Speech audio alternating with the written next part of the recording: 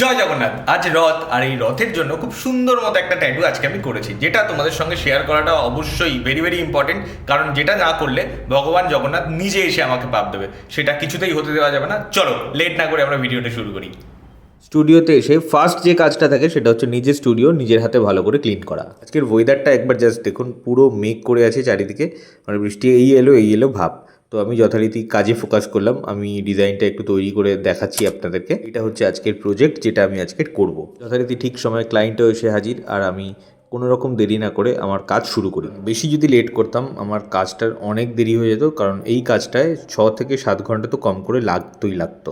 যেটা বলার আপনাদেরকে, আমার খুব ভালো লাগে, মানে আমি খুব লাকি ফিল করি যে এই সব দিনে এই সব ভালো ভালো কাজগুলো আমি করতে পারি বলে। এই ধরুন না, এই রথের দিনে এত সুন্দর মতো জগন্নাথ ঠাকুরের কাজটা আমি করছি, কতটা মানে সুন্দর একটা মোমেন্ট, বুঝতে পারছেন?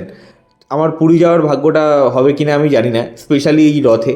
তো আমি এইভাবেই ঠাকুরকে দেখে নিই। আর আপনাদের মতো ক্লায়েন্টদের জন্য মানে এই সব দিনে এই সব কাজ করার ড্রিমগুলো না আমার রীতিমতো কমপ্লিট হয়ে যায়। তো আমি সত্যি কৃতজ্ঞ আপনাদের কাছেও। অনেক গল্প করলাম সকলের সাথে, প্লাস আমার ক্লায়েন্টের সাথেও, এবং দেখতে দেখতে প্রায় 8 থেকে 9 ঘন্টা আমি কাজ করে দিয়েছি। ঘড়িতে তখন বাজে হচ্ছে রাত 10টা।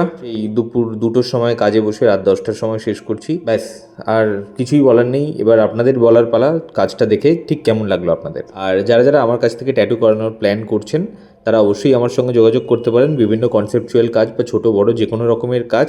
আর পার্টিকুলার এই কাজটা আপনাদের ঠিক কেমন লাগলো সেটা কিন্তু আমাকে অবশ্যই জানাবেন। আপনাদের প্রত্যেকটা মূল্যবান মতামত আমাকে আমার কাজ বেটার করতে ইন ফিউচার বলুন, এখনও বলুন, অনেক সাহায্য করছে। তাহলে আজকের মতো ভিডিওটা এখানেই শেষ করছি।